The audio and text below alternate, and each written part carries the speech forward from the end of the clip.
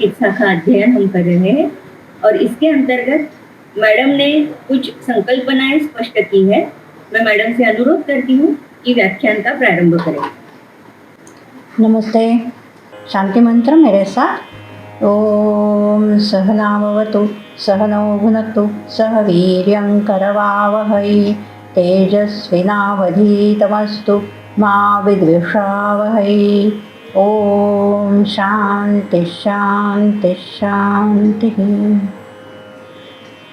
अब तक हमने वात का स्वरूप देखा, स्थूल शरीर में जो है अन्नमय कोश में, तथा अभ्यंतर दोनों प्रकार के स्वरूप हमने देखे कि कैसे प्राण शरीर का नियंत्रण करता है। चरक संहिता में भी इसका जो विस्तार से वर्णन है वह भी हमने देखा है। हम लास्ट लेक्चर में कहा थे शरीर में किस माध्यम से यह प्राण शरीर का नियंत्रण करता है। शरीरगत आश्रय जो है प्राण के वह है कुंडलिनी, सुषुम्ना, इंद्रिय प्राणवह स्रोतस, रक्त तथा पक्वाधान। इन माध्यमों से यह प्राण शरीर का नियंत्रण करता है। इनमें से इंद्रिय प्राणवह स्रोतस, रक्त तथा पक्वाधान, इनका कुछ तो विवेचन हमें आयुर्वेद में मिलता है। कुंडलिनी तथा सुषुम्ना का विवेचन नहीं मिलता है। इंद्रिय प्राणवह स्रोतस, रक्त पक्वाधान, यह प्राण के आश्रय कैसे है, इनका विवेचन भी अधिक रूप से हमें चरक संहिता या सुश्रुत संहिता में नहीं मिलता है। तथापि आज तक जो हमने देखा है प्राण का स्वरूप, इससे हम इसका अधिक विवेचन जान सकते हैं। कुंडलिनी से हम शुरुआत करते हैं। कैसे कुंडलिनी शरीर में होती है, क्या इसका स्वरूप है, तथा इस माध्यम से प्राण कैसे शरीर का नियंत्रण करता है। ऐतरेय उपनिषद में जीवात्मा शरीर में कैसे प्रवेश करता है, इस विषय में कहा है त एतमेव सीमानं विदार्य एतया द्वारा प्रापद्यत सैषा विद्रुतिर्नाम द्वास्तदेतत् नान्दनम। यह जो बीज है, यह अंडाकृति जो मैंने यहाँ दिखाया है, यह बीज है। ऐसे हम कल्पना करें, स्त्री बीज पुरुष बीज इनका संयोग हुआ है। इसमें अब जीवात्मा प्रवेश करने वाला है। जीवात्मा में क्या क्या होता है, केवल चैतन्य नहीं होता है, चिदाभास तो है ही, इंद्रियां भी है, बुद्धि भी है, मन भी है तथा प्राण भी है। इस बीज में जहाँ भी इंद्रियों के स्थान है वह छिद्र बताए गए। एक एक छिद्र में से वह इंद्रियां प्रवेश करती हैं। जैसे कि नेत्र इंद्रिय है, अपनी जगह जो छिद्र है शरीर में, जिस छिद्र के माध्यम से वह इंद्रिय कार्य करेगा, उन छिद्रों से नेत्रेंद्रिय प्रविष्ट होता है। कर्ण इंद्रिय है, शरीर में जो माध्यम है वहाँ से वह प्रविष्ट होगा। अब प्रश्न ऐसा आएगा कि अभी तो शरीर बना नहीं है, जीव के प्रवेश के पश्चात ही शरीर बनेगा। प्राण ही बीज में विभाजन करेगा, अवयव बनाएगा, अवयवों का आकार बनाएगा, उन्हें अपने स्थान पे प्रस्थापित करेगा। यह तो प्राण का कार्य है। तो यह कहाँ से आ गए छिद्र? ये ऐसे समझना चाहिए हमें कि बीज तो अत्यंत सूक्ष्म है, वहाँ भिन्न भिन्न विभागों में जीवात्मा के जो अवयव है, इंद्रिया आदि, वह प्रविष्ट होते हैं। तो वहाँ वह इंद्रिय बनेगा, वहाँ स्थूल देह में उस इंद्रिय का आश्रय बनेगा। क्या होता है, यह अंडाकृति जो है इसके दो अंत तो होंगे। एक अंत होगा जो ऊपर है, एक अंत होगा नीचे है। ऊपर नीचे यह हमें समझने के लिए, नीचे यह हम किसे कहेंगे कि जहाँ गर्भ के पैर बनने वाले हैं, नीचे का अंत जहाँ से पैरों की उत्पत्ति होने वाली है, उसे कहेंगे पादाग्र। अब ये समझिए कि पादाग्र पैर के अंगुष्ठ नहीं है। जैसे नासाग्र जब हम कहते हैं तो नासाग्र तो बाहर का नासाग्र नहीं होता है, नासाग्र होता है जहाँ भ्रूमध्य होता है, वह नासाग्र है। दोनों ही अग्र ही है ना, बाहर का अग्र भी अग्र ही है, जहाँ नासा शुरू होती है वहाँ भी अग्र ही है। योग शास्त्र में नासाग्र क्या जानना चाहिए? जहाँ भ्रूमध्य होता है, दोनों भवें जहाँ मिलती है वहीं पे नासा भी मिलती है, वह नासाग्र होता है। ऐसे ही जहाँ से पैरों की शुरुआत होगी वह गर्भ में पादाग्र होगा, क्योंकि अभी पैर बना भी नहीं है तो अंगूठा है ही नहीं। नीचे जहाँ से पैरों की शुरुआत होगी, गर्भ की आकृति भी गर्भाशय में हम जानते हैं कैसी होती है। दोनों पैर शरीर के पास होते हैं, निकट होते हैं, सीधा नहीं होता है। वह तो होता है कैसे कि हाथ और पैर दोनों ऐसे सिकुड़े हुए शरीर के पास होते हैं। तो नीचे क्या हो गया? सबसे कटी का निचला हिस्सा, वह निचला अंत हो गया गर्भ का, पादाग्र, जहाँ से फीमर शुरू हो जाएगा। वहाँ से पादाग्र से प्राण प्रविष्ट होता है। अब यह जो है सभी इंद्रियां हैं, प्राण है, यह सभी क्या है? जो भोक्ता जीव है, जीवात्मा भोक्ता है शरीर में, उस भोक्ता के लिए सब भोग आहरण करने वाले हैं। जैसे हम व्यवहार में देख सकते हैं कि कोई स्वामी हो, श्रीमान व्यक्ति हो, उसके कई भृत्य होते हैं। वह भृत्य उसके लिए सब कुछ आहरण करके लाके देते हैं और वह एक जगह बैठ के उसका उपभोग कर लेता है। वैसे यह जीवात्मा के भृत्य है। भृत्य जिस द्वार से प्रवेश करेगा उसके विरुद्ध अंत में जीवात्मा प्रविष्ट होता है। निचली ओर से प्राण प्रविष्ट हुआ, वह सबसे प्रधान भृत्य है। बाकी जो है वह प्राण की विभूतियाँ है, प्राण के ही विस्तार है इंद्रिया। प्राण जहाँ से प्रविष्ट हुआ उसके विरुद्ध अंत में छिद्र बना के जीव प्रविष्ट होता है। यहाँ क्या बनेगा? यहाँ गर्भ का सिर बनता है। कहाँ प्रविष्ट हुआ? फिर से गर्भ की आकृति आप सामने लाइए अपने मनश्चक्षु के। तो गर्भ कैसा होता है? उसका सिर नीचे झुका हुआ होता है, नीचे झुका हुआ। तो ऊपर का अंत कहाँ आ गया? जहाँ उपनयन संस्कार के समय शिखा रखी जाती है ना, वह सबसे ऊपर का स्थान हो गया। नीचे का स्थान हुआ जहाँ पैर शुरू होते हैं, ऊपर का स्थान हुआ जहाँ उपनयन के समय शिखा रखी जाती है, वहाँ से जीवात्मा प्रविष्ट होता है। इसे कहा है सीमानम विदार्य की छिद्र करके उस द्वार से जीवात्मा प्रविष्ट हुआ। इस द्वार को उपनिषद में कहा है विद्रुति, स एषा विद्रुति ही नाम, तथा उसे ही एक अधिक नाम, भिन्न नाम दिया है, द्वाहा तत् एतत्, यह द्वार है। कौन सा द्वार? नांदन द्वार। विद्रुति को नांदन द्वार कहा है ऐतरेय उपनिषद में। हठ योग में इसे ब्रह्मरंध्र कहते हैं, नांदन द्वार। क्यों नांदन द्वार? आनंद का द्वार। क्यों आनंद का द्वार? तो ऐसा कहा है कि यदि मृत्यु के समय हमारा जीव इस द्वार से बाहर निकलेगा, कई छिद्र होते हैं बाहर निकलने के लिए। मृत्यु से पहले यही होता है ना कि प्राण क्या करता है? मृत्यु से पहले सभी छिद्रों की सफाई कर लेता है। एकदम स्वच्छ होना चाहिए कि कहीं से भी जीव बाहर निकल पाए। मृत्यु से पहले सभी बहिर्मुख स्रोत होते हैं ना, वह सभी साफ करने का काम प्राण करता है। सबसे पहले मलमूत्र सभी निष्कासन हो जाएगा तो वह भी एकदम स्वच्छ हो जाएगा। सभी द्वार स्वच्छ कर लेता है प्राण। उसके पश्चात जीवात्मा किसी न किसी द्वार से बाहर निकलता है। किस द्वार से? ऊपर या नीचे के द्वार से निकलेगा। यदि हमने बहुत पाप किए हैं तो हमारा जीवात्मा नीचे की द्वारों से बाहर निकलता है, तो हमारी अधोगति हो जाती है। अधोगति का अर्थ है पाप योनि। पाप योनि क्या है? पाप योनि है जहाँ ज्ञान नहीं होता। तो पंछी भी पाप योनि है, चींटियाँ भी पाप योनि है। जहाँ ज्ञान कम है, वृक्ष उनमें भी ज्ञान नहीं है, तो वह भी पाप योनि है, अधोगति है। ऊर्ध्वगति होती है जहाँ ज्ञान का आधिक्य होता है।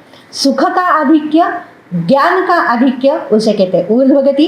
दुख का आधिक्य, अज्ञान, इसे कहते हैं अधोगति। अधो छिद्रों से यदि प्राण निकलता है, हमारा जीव निकलता है, तो हमें अधोगति प्राप्त होती है। ऊर्ध्व छिद्रों से नासा हो, मुख हो, कर्ण हो, आँखें हो, इनमें से यदि हमारा जीवात्मा निकलेगा तो हमें ऊर्ध्व गति प्राप्त होती है। पुण्य हो तो यहाँ से निकलता है तथा हमें ऊर्ध्व गति प्राप्त होती है। यदि हमने इतना पुण्य किया हो कि सबसे ऊपर का छिद्र जो ब्रह्मरंध्र अथवा विद्रुति, उसमें से हमारा जीवात्मा बाहर निकले मृत्यु के समय, इतना पुण्य होना चाहिए कि वहाँ से निकले तो हमें ब्रह्मलोक की प्राप्ति होती है। ब्रह्मलोक सबसे ऊपर का लोक, हमने देखा था पंचकोश में। वहाँ क्या होता है, वहाँ ज्ञान का अत्यधिक प्रमाण होता है, वहाँ मोक्ष प्राप्ति सहज है, वहाँ हमें क्रमशः मुक्ति मिल सकती है साधना की हमने ठीक से। तो मोक्ष ऐसा है कि आनंद जिसका विनाश कभी नहीं होता, अत्यधिक आनंद है, उससे परे अधिक आनंद है ही नहीं तथा उसका विनाश भी नहीं होता है। तो इसलिए इसे नंदन द्वार कहते हैं। यहाँ से यदि जीव निकले तो ब्रह्मलोक की प्राप्ति होती है। अब देखिए, मन बुद्धि यह ज्ञान के साधन जीवात्मा के साथ ब्रह्मरंध्र से प्रविष्ट होते हैं। क्रिया का साधन है प्राण, वह अधो मार्ग से प्रविष्ट होता है। इसलिए क्या होता है, शिरस्थान ज्ञानेन्द्रिय का अधिष्ठान है तथा क्रिया प्रधान जो इंद्रियां हैं वह कंठ के अधोभाग में अधिकतया क्रियाशील है। यह जो है त्रिकास्थि, यह बीज का निचला हिस्सा है, इसे नाभि कहते हैं। नाभि का अर्थ होता है मध्य, शरीर मध्य, शरीर मध्य है वह। मॉडर्न साइंस में भी कहा है सेंटर ऑफ ग्रेविटी। कहाँ होता है centre of gravity? Approximately anterior to the second sacral vertebra. मूलकंद, मूलाधार, शरीर मध्य अथवा नाभि जो कही गई है उसका स्थान क्या कहा है? गुदद्वार से 2 अंगुल ऊपर तथा जननेन्द्रिय से 2 अंगुल नीचे। सुपाइन पोजीशन है, गुदद्वार से 2 अंगुल ऊपर तथा जननेन्द्रिय से 2 अंगुल नीचे। कहाँ आ गया ये इंटरसेक्शन किया तो? Second sacral vertebra. यह है मूलकंद का स्थान, मूलाधार, नाभि अथवा शरीर मध्य इसे कहते हैं। यहाँ से प्राण प्रविष्ट हुआ है, यहाँ से प्राण पूरे बीज में कार्य करेगा। क्या करेगा? विभाजन करेगा, रचना करेगा, अवयवों का विभाजन करके उनका स्थान निश्चय करेगा, उनको अपने स्थान में विशिष्ट आकार प्रदान करेगा। यह सभी यहाँ से पूरे बीज में प्रसारित होके वह प्राण करेगा। प्राण क्या है? गति है। गति कैसे दिखाई जाती है? सामान्य स्वरूप से चक्राकार होती है। चक्र दिखाया तो उसे गति का सिंबल कहा जाता है। तथापि यह प्राण कैसा है कि एक पूर्ण गति नहीं है, विभिन्न दिशा में विभिन्न गति है उसकी, इसलिए अनएंडिंग कंटिन्यूअस सर्कल। सर्कल, चक्र, इसका संस्कृत शब्द है कुंडल। जैसे जलेबी होती है तो उसे कुंडलिनी कहा है, कुंडल। जलेबी कुंडल है, चक्राकार, unending circle, unending continuous circle, तो उसे कहते हैं संस्कृत में कुंडल, कुंडलिनी। कानों में भी कुंडल पहनते हैं ना, कर्ण कुंडल, तो वह गोलाकार होता है, चक्राकार होता है, उसे कहते हैं कुंडल। अनएंडिंग कंटिन्यूअस सर्कल, यह जो सिंबल है इसलिए उसे कहते हैं कुंडलिनी, चक्राकार। ऐसा नहीं है कि कुंडलिनी कोई अद्भुत कुछ है, अनएंडिंग कंटिन्यूअस सर्कल, इसलिए उसे कुंडलिनी कहा जाता है। सर्प के समान ही होता है तो इसलिए उसे भुजंग भी कहा जाता है, कुटिलांगी भी कहा जाता है। ऐसे कोई नहीं है कि कोई विभिन्न कोई शक्ति है, ऐसा कुछ नहीं है। प्राण का ही विभिन्न नाम है, सिंबॉलिक। कुंडलिनी यह सिंबल है, कुंडलिनी कोई भिन्न शक्ति है ऐसा नहीं है, यह सिंबल है, यह प्राण का स्वरूप है। यह कुंडलिनी कैसे होती है और शरीर कैसा होता है, अब ये पर्ण यहाँ दिखाई देता है ना आपको, यह पीपल का पान। बचपन में हम तो ऐसे करते थे कि पीपल का पान बुक में रखते थे और बहुत दिनों बाद निकालते थे ना, तो पूरा वह ऐसे सिराओं का जाल ही दिखाई देता था और कुछ रहता ही नहीं था उसका। बहुत मज़ा आता था तब। ऐसे सिरा का जाल जो है, इस प्रकार की यही उपमा दी है। कुंडलिनी क्या करती है, यह प्राण शक्ति जो है, यह शरीर में ऐसे सिराओं का जाल बिछाती है। जैसे सुश्रुत शारीर में कहा है ना, द्रुमपत्र सेवनी नाम इव तासाम प्रदानाहा। द्रुमपत्र सेवनी, द्रुम वृक्ष, वृक्ष का पत्र जो होता है, पीपल का पान सबसे आसान है, जैसे सिराओं का जाल दिखेगा। द्रुमपत्र सेवनी नाम इव तासाम प्रदानाहा।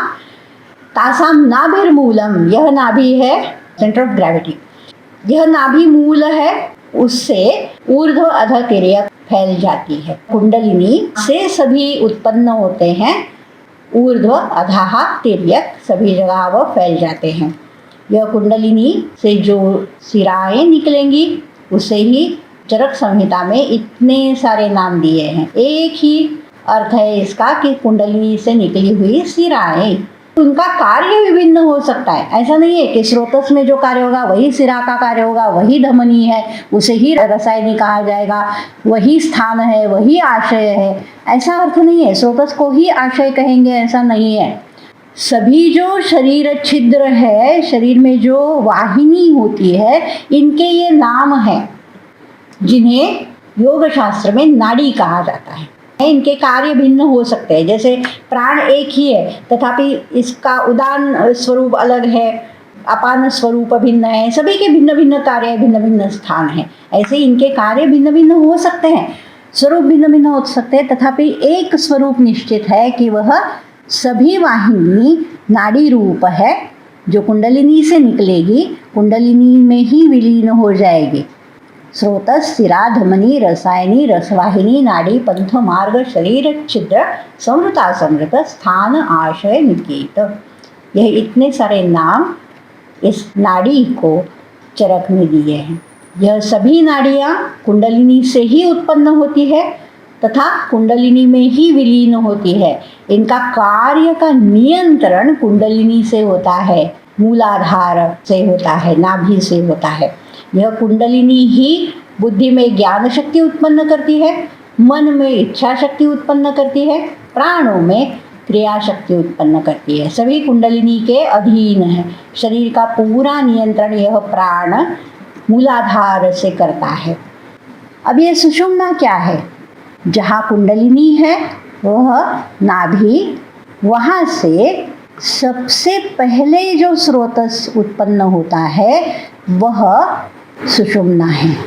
इसे ही शून्य पदवी भी कहा है, महापथ भी कहा है, ब्रह्मनाड़ी भी कहा है, मध्यमार्ग भी कहा है। यह सुषुम्ना नाभि से ऊपर जाती है, जहाँ तक नाड़ी पहुँच सकती है, उसके ऊपर नाड़ियाँ नहीं रहती, वहाँ तक सुषुम्ना का मार्ग है, ग्रीवा के अंत तक। ग्रीवा जहाँ मस्तिष्क में विलीन हो जाती है, वहाँ तक सुषुम्ना का मार्ग है। कुंडलिनी जो है, इसे कहा है यह द्विमुखी है, दो मुँह हैं इसके, एक अंतर्गत मुँह है और दूसरा है बहिर्मुख।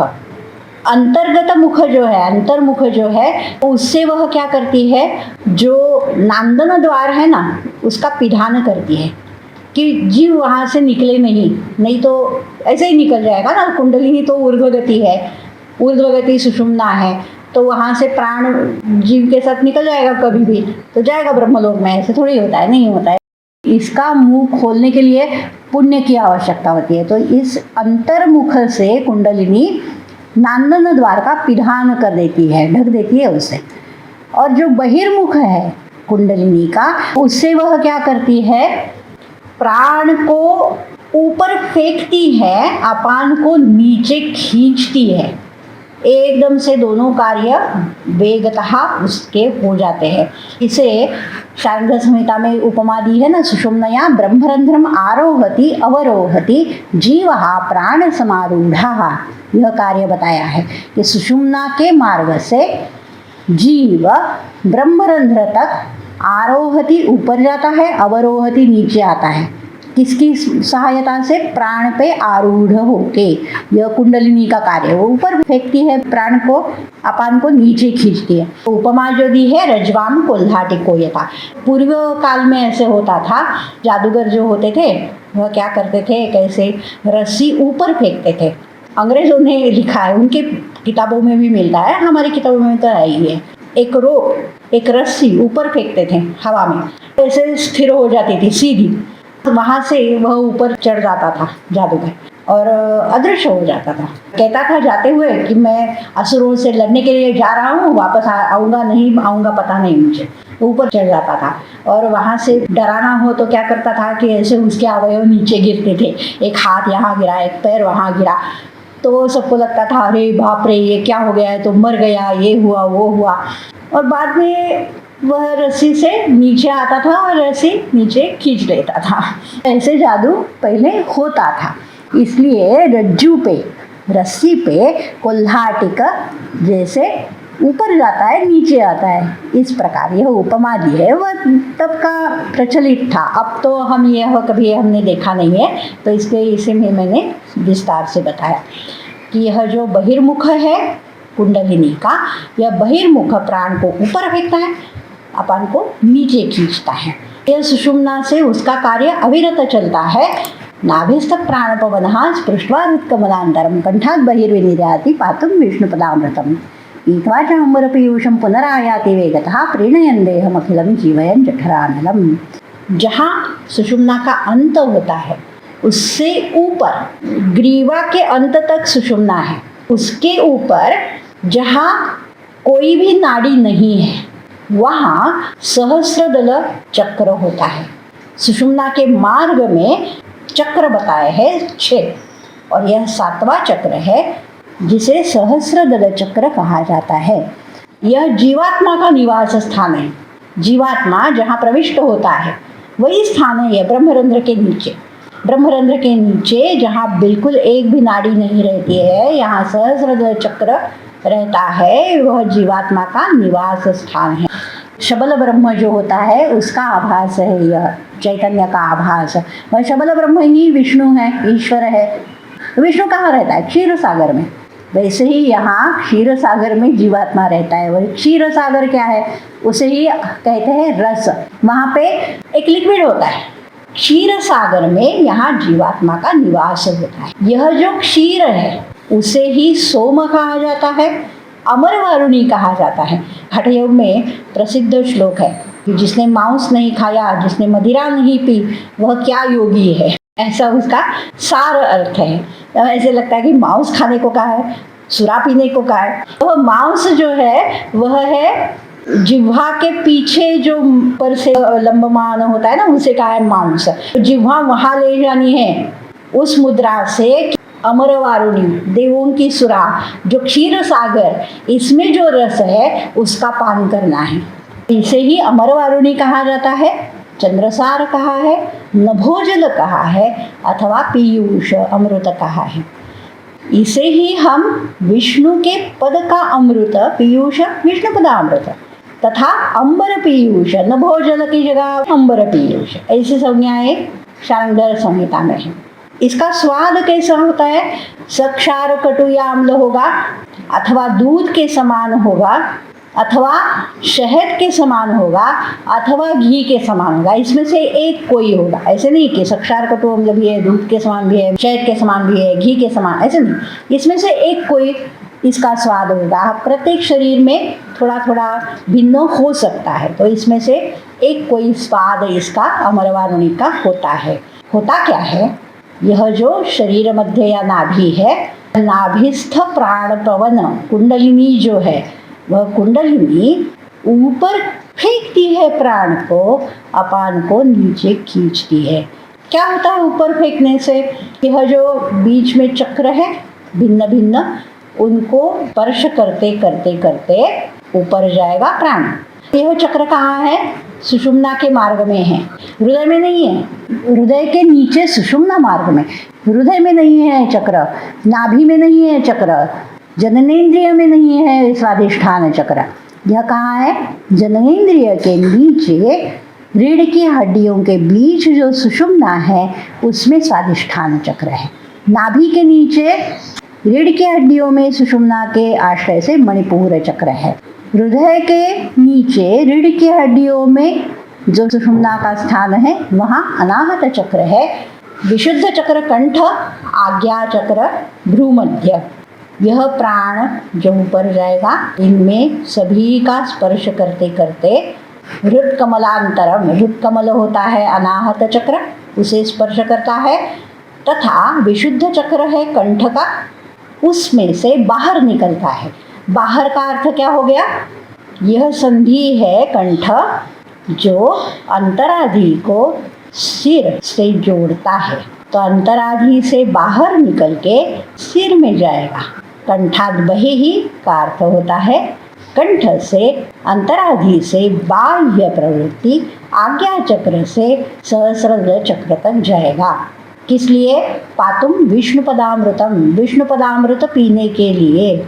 यह जो सहस्रदल चक्र में स्थित विष्णु पदामृत है, इसका पान करके, अम्बर पीयूष का पान करके पुनः वह नीचे खींचेगी कुंडलिनी, तो यह नीचे आएगा। नीचे कहाँ तक? नाभि तक, कुंडलिनी तक। आते आते क्या करेगा? वेगतः आएगा नीचे, तथापि प्रीणयन देहम अखिलम जीवयन जठरानलम, जठरानल को जीवन देगा। तथा कुंडलिनी से सभी नाड़ियाँ निकलती है, सभी शरीर को व्याप्त करती है, उनमें व्याप्त होके पूरे देह को जीवन पहुँचाएगा, प्रेरण करेगा सभी शरीर का। यह सुषुम्ना से कार्य होता है। यह एक कार्य हो गया सुषुम्ना मार्ग से। दूसरा कार्य हमने देखा है, फिर से संक्षेप में बताती हूँ। सुषुम्ना मार्ग में ही उदान कार्यरत है, जो ऊर्ध्व वृत्ति है। अपान जो है वह बलवान अधोगति, अधो खींचेगा, नीचे खींचेगा। सुषुम्ना के मार्ग से जीव जा सकता है ना, जीवात्मा बाहर निकल सकता है। बलवान ऊर्ध्ववृत्ति उदान है, तो उदान के मार्ग से बाहर निकलेगा। बलवान अधोवृत्ति अपान है, तो अपान के मार्ग से बाहर निकलेगा। कहीं से तो बाहर निकल सकता है ना जीव। नहीं निकलता। क्यों नहीं निकलता?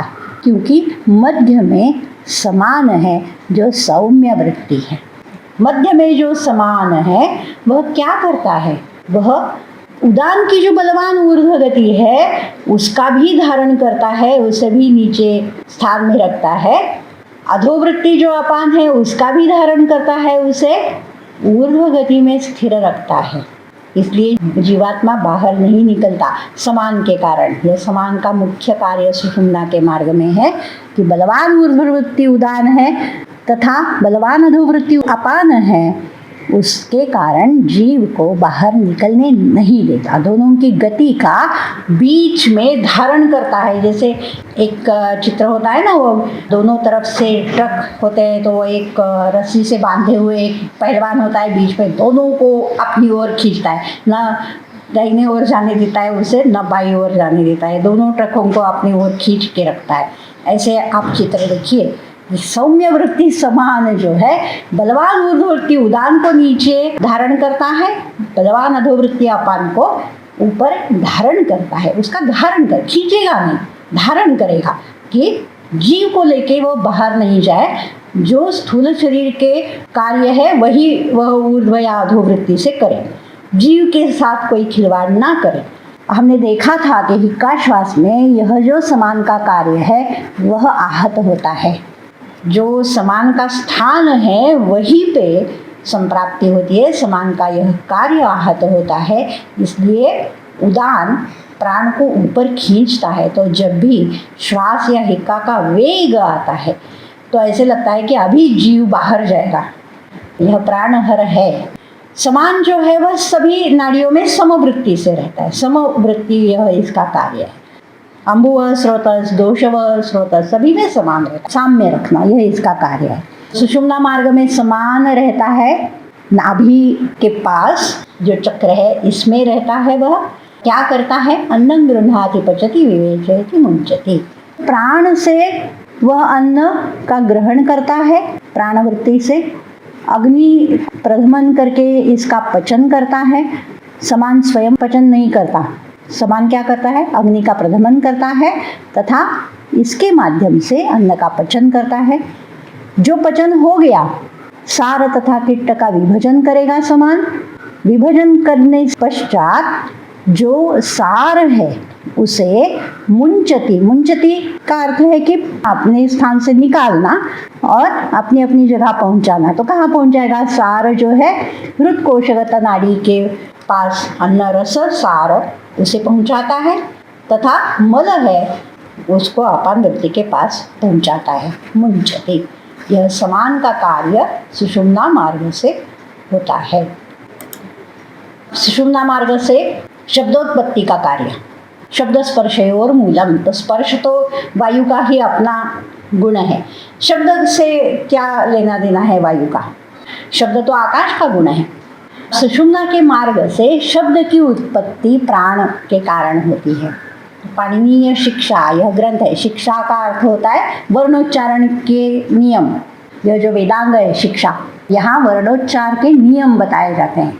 इसमें यह श्लोक है, आत्मा बुद्ध्या समेत्य अर्थान मनोयुक्ते विवक्षया मनक्कायाग्नि माहन्ति सप्रेरयति मारुतं मारुतस्तु उरसि चरन् मन्द्रं जनयति स्वरं सोदीर्णो मूर्ध्नि अभिहतो वक्त्रमापद्य मारुतः वर्णां जनयते। आत्मा बुद्धि द्वारा विषय ग्रहण करता है तथा मन को प्रेरित करता है कार्य के लिए। आत्मा बुद्ध्या समेत्य अर्थान विषयों का ग्रहण करके विवक्षा से, बोलने की इच्छा से मन को प्रेरित करता है। मन कायाग्नि को आहत करता है, कायाग्नि वायु को प्रेरित करता है। मारुत जो है वह उर में मंद्र स्वर उत्पन्न करता है। उर स्थान में वही उदीर्ण होता है, मंद्र से अधिक मात्रा में हो जाता है, बढ़ता रहता है। तो मूर्धा में अभिहनन करता है, मुंह में आ जाता है, मुंह से विभिन्न वर्णों को उत्पन्न करता है। यह पाणिनीय शिक्षा में बताया है। तथापि एक और प्रक्रिया बताई है जो वेदों में आती है कि 4 प्रकार की वाणियाँ हैं। चत्वारि वाक् परिमिता पदानि, जो मनीषी है, मनन करने वाले हैं, वही उसे जानते हैं। क्योंकि जो 3 प्रकार की वाणियाँ हैं वह गुहा निहिता, गुहा निहित अत्यंत गूढ़ है, वह हम जान नहीं पाते हैं, कोई उनका लक्षण नहीं होता है। जो चौथी है वाणी वह हम बोलते हैं, जो स्पष्ट रूप से वर्ण अथवा ध्वनि मुंह से निकालते हैं, वह चौथी वाणी है। 3 वाणियाँ जो है वह अत्यंत गूढ़ है। यह 3 वाणियाँ कहाँ रहती है? योगोपनिषदों में वर्णित है। जो मूलाधार चक्र है, नाभि जहाँ कुंडलिनी है, वहाँ सबसे पहले अत्यंत सूक्ष्म नाद उत्पन्न होता है। यह सूक्ष्म नाद, इसे कहते हैं परावाणी। वही सूक्ष्म नाद ऊपर ऊपर जाता है, वह आता है नाभि के स्थान पे। नाभि के स्थान पे जो मणिपुर चक्र है, वहाँ उसे थोड़ा स्पष्ट रूप आता है, उसे कहते हैं पश्यंती वाणी।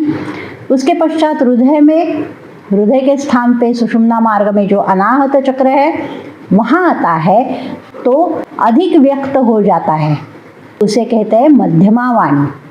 कंठ में आता है, अधिक स्पष्ट हो जाता है, तथा कंठ के पश्चात वह मुंह से विभिन्न वर्ण रूप से या ध्वनि रूप से निकलता है, उसे कहते हैं वैखरी वाणी। इसे ही हम जानते हैं वैखरी वाणी से। तो यह सुषुम्ना मार्ग से प्राण का शब्दोत्पत्ति का कार्य होता है। हे सगळे सुषुम्ना नाडीमार्फत होतं। इडा पिंगला त्यांचं काम याच्यात नाहीये का? नहीं, इड़ा पिंगला का इसमें कोई योगदान नहीं है, यह सुषुम्ना के ही मार्ग से होते हैं। इड़ा पिंगला जो है वह उष्ण तत्व तथा शीत तत्व इनका नियंत्रण करती है शरीर में। इड़ा है वह सोम का नियंत्रण करने वाली है, पिंगला जो है वह सूर्य का नियंत्रण करने वाली है। प्राण का नियंत्रण केवल सुषुम्ना मार्ग से होता है। शिल्पा, आप कुछ पूछ रही थी। मॅडम, त्याच्यामध्ये जे पंचेंद्रिय सांगितले आहे त्याच्यामध्ये आकाशाचं आकाश महाभूत प्रधान असं का सांगितलं? वाग इंद्रिय में आकाश का आधिक्य होता है, तो इंद्रिय में आधिक्य होता है वह, क्योंकि वह वाणी है, वह शब्द का उत्पत्ति स्थान है। शब्द या आकाश का गुण है, अन्यथा आकाश तो होगा ही नहीं ना। आकाश नहीं होगा तो शब्द उत्पन्न ही नहीं होगा। कारण की पहले भी पूछा था अभी भी थोड़ा सा मतलब क्लियर कर रही हूँ कि क्योंकि देवता अलग है लेकिन आदित्य और किसी पांच मतलब जो महाभूत है उसका आदित्य अलग है, बराबर ना? देवता तो प्राण के स्वरूप है, महाभूत जो है वह पंचीकृत है, पूर्णतया स्थूल रूप में है, प्राण का उसमें कोई समावेश नहीं है। रई तथा प्राण हमने दो देखे थे, पंच महाभूत जो है वह रई का पूर्ण रूप है, प्राण का नहीं है। प्राण नियंत्रक है, रई का नियंत्रण करेगा, स्थूल देह केवल रई रूप है। और कोई प्रश्न है? नमस्ते मैम। हाँ सानवी मैम हम बोल रहे थे कि नहीं, कुंडलिनी मतलब इसके बुद्ध के ऊपर और इसके नीचे है, जननेंद्रिय के नीचे। हाँ, और नाभि मूल भी मतलब वहाँ पे भी कुंडलिनी का आप बोल रहे थे, तो थोड़ा सा वो कंफ्यूजन हो रहा था, तो नहीं, नाभि मूल नाभि के नीचे जो है वह कुंडलिनी नहीं है, वह कुंडलिनी नहीं, सुषुम्ना के मार्ग में एक चक्र है कि उसका एक क्या कह सकते हैं हम, नाड़ी का बंडल जो होता है ना, ऐसे एक बंडल वहाँ पे है। नाभि के नीचे सुषुम्ना के, नाभि जो है मैं बोल रही हूँ नेवल, उसके नीचे हम इंटरसेक्ट करें सुषुम्ना को, तो वहाँ कुंडलिनी नहीं है। कुंडलिनी का स्थान जो है वह, उसे नाभि कहा है, वह अलग रूप से है नाभि, वह शरीर मध्य इस रूप। नाभि के अर्थ विभिन्न हैं, नेवल यह एक अर्थ हुआ, शरीर मध्य सेंटर ऑफ ग्रेविटी यह दूसरा अर्थ हुआ। यह शरीर मध्य रूप जो नाभि है वह कुंडलिनी का स्थान है। मैम वो 4 प्रकार की जो वाणी बताई आपने, उसमें से मनुष्य कौन सी वाली बोलता है? बोलता तो वैखरी ही है, जानता भी वैखरी ही है। हम सभी ये परापश्यंती मध्यमा जानते ही नहीं है ना, हमें उसका कोई सेंसेशन नहीं होता है।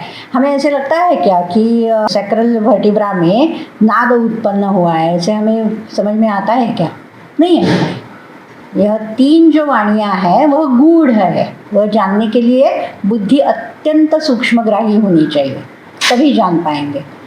तो जान पाएंगे, ऐसा नहीं है कि जान सकेंगे ही नहीं, जानते नहीं हैं। हमारी बुद्धि इतनी सूक्ष्मग्राही नहीं है, हम केवल सुन पाते हैं, जान पाते हैं, वो वैखरी वाणी जो हम बोलते हैं। मैम जिसे आज टेलीपैथी कह देते हैं, या प्राचीन काल में गुरु शिष्य के बीच में बगैर मौखिक रूप से ज्ञान का जो ट्रांसफर भी होता था, तो वो क्या इन्हीं किसी वाणियों में से? नहीं, बिल्कुल ही नहीं। यह अपने शरीर में ही उत्पन्न होने वाली वाणियाँ हैं, यह बाहर नहीं निकलती है। यह परापश्यंती मध्यमा जो है यह गूढ़ वाणी अपने शरीर के अंतर्गत है, वह बाहर निकलने वाली वाणियाँ नहीं है। Hello ma'am, good morning ma'am. मुझे ये पूछना था, शायद थोड़ा अनरिलेटेड है, लेकिन कुंडलिनी जागृत होना मतलब क्या? जागृत होना का अर्थ है कि यह जो नंदन द्वार जो ढक रखा है ना, उसका पिधान हटाना, यह कुंडलिनी की जागृति है।